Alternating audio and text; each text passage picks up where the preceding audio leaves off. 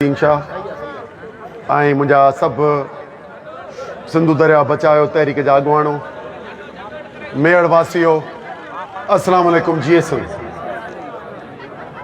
Time इलाही थी वियो आहे। लियाकत अली ख़ान चयो आहे त मुख़्तसर ॻाल्हायूं, पर मैसेज तव्हां नियापो तव्हां ॿुधी छॾियो आहे। हाणे तव्हां सां सिर्फ़ु ॿ टे ॻाल्हियूं इहे करणियूं आहिनि। हिकु त सिंधूअ जो सौदो करे छॾियो आहे पीपलनि, सिंधु दरिया इक़्तिदार जे एवज़ ॾेई छॾियो आहे ऐं उन में हुननि जी पीपुल्स पार्टी जो सदर ऐं उन जी सिंध हुकूमत हुननि जी दलाल थी बीठी आहे। पंहिंजा MPA MNA सेनेटर दिफ़ा त न पिया कनि, पर भाड़िया थी पिया आहिनि।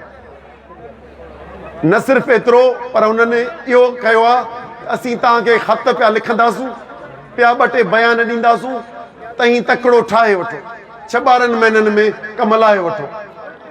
हाणे इहा आहे सूरत हाल। तव्हांखे रुॻो ॿुधाइणा आहियूं, हीअ असांजी आगाही मुहिम आहे। सभिनी खे ॿुधाइणा आहियूं त इहो सिंध में थिए पियो।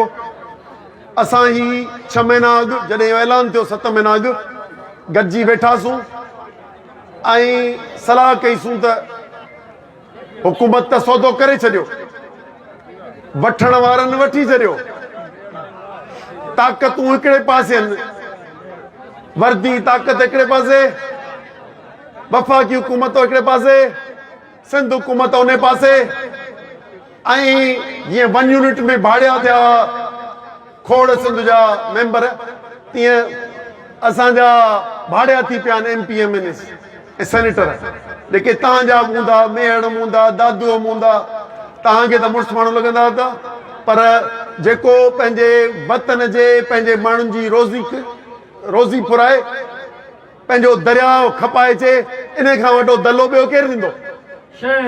उनजे करे हिकिड़ी आगाही, उन करे असां चयो त बाबा कोशिशि कंदासीं, ऐं उहा कोशिशि करणु निकिता आहियूं। सिंध जे माण्हुनि खे आगाही ॾियणु निकिता आहियूं। अचो गॾिजी इनखे बचायूं। कीअं बचाईंदासूं? हज़ारनि माण्हुनि सां मिलंदा पिया अचूं हिकिड़े हिकिड़े ॾींहं में, सॼी सिंध में लखे माण्हुनि सां मिलंदासूं, हुननि खे चवंदासूं त अदद जी अक्सरियत ते, ताक़त जी अक्सरियत ते असां खां सिंधू नदी फुरिजे पई। मुल्क जो आईन यरगमाल थी वियो आहे 26 आईनी तरमीम खां पोइ। साफ़िन खे पेका आइन खां पोइ तरमीम खां पोइ उन जो वात बंदि थी वियो आहे। सिंधूअ जो सौदो थी चुको आहे। जेकॾहिं सिंध जा माण्हू हिननि भाड़ियुनि जो पासो छॾीनि, पंहिंजे हक़ लाइ उथी बीहनि, असीं पुरम सियासी जदोजहद कंदासूं। उहा रस्तनि ते एहतिजाज हूंदा, लखे माण्हू गॾु थी पाकिस्तान जे इस्टेब्लिशमेंट खे, दुनिया जे ज़मीर खे चवंदासूं त बाबा असांखे अचो, असांखे बचायो। असां सिंधू नदी असांजी हज़ारे सालनि जी अमानत असां खां ताक़त जे ज़ोर ते ऐं देसी दलालनि जे ज़ोर ते वञे पई। ॿ ॻाल्हियूं ॿियूं कंदुसि, उन लाइ तव्हांजे साथ जी ज़रूरत आहे।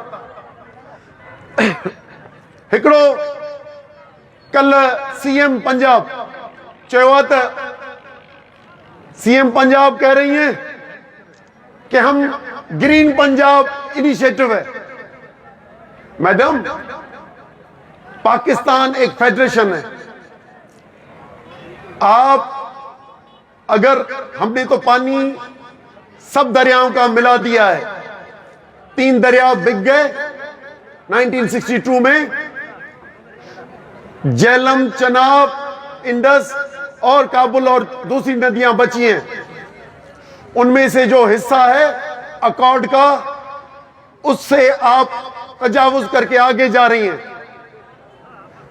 इसलिए ये ग्रीन पाकिस्तान इनिशिएटिव अगर बनाना है तो अपने 37 मिलियन एकड़ फीट जो खरीफ में है और 18 मिलियन एकड़ फीट जो रबी में है, उस पे बनाएं।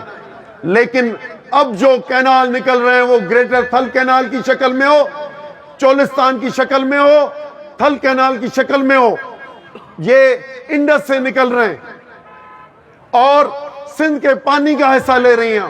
تو اگر پاکستان اگر پنجاب کو گرین انیشیٹو سندھ کے پانی سے کریں گی تو ہم آپ کی بات نہیں مانیں گے، ہم ٹکراؤ پہ آ جائیں گے.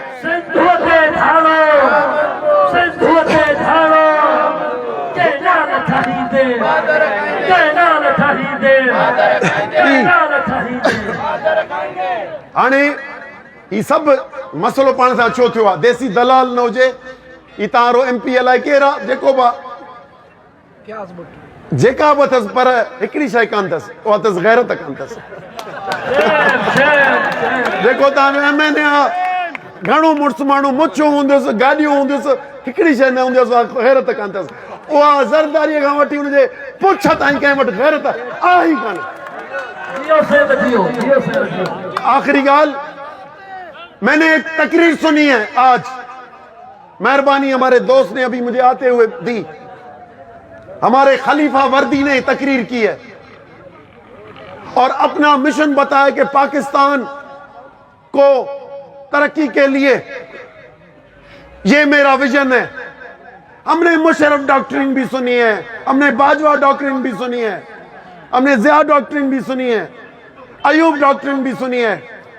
आपने जो अंग्रेजी में बोला, जो अरबी में बोला, जो उर्दू में बोला, ये पाकिस्तान का आइन नहीं है और हम आपके पीछे नहीं, हम पाकिस्तान के आइन के तहत चलेंगे, आपकी इस तकरीर के पीछे नहीं चलेंगे. अगर आपने गलत मंसूबे बनाए हैं और आइन ये कहता है कि हर कोई अपना काम करे, आप मुल्क के तहफ़्फ़ुज़, बॉर्डर्स का तहफ़्फ़ुज़ करें, मेहरबानी करके हमें अपना मुल्क अपने आइन के तहत चलाने दें. अगर इस तरह की आइंदा तकरीर करेंगे तो पाकिस्तान में बचा क्या है? मावराए आइन 6 कैनाल आपके दलाल ने अनाउंस कर दिए, ग्रीन पाकिस्तान इनिशिएटिव में प्रेसिडेंट ने. मावराए आइन यानी जिनको तहफ़्फ़ुज़ करना है, जिनको बॉर्डर संभालनी है, उन्होंने आके अपनी कंपनियां बना ली और कंपनी सरकार अब चलाएगी इकोनॉमी. तो चलें, सौदा कर लें, आप इकोनॉमी चलाओ, हम जाते हैं बॉर्डर्स में, तनख्वाह तो लो ना.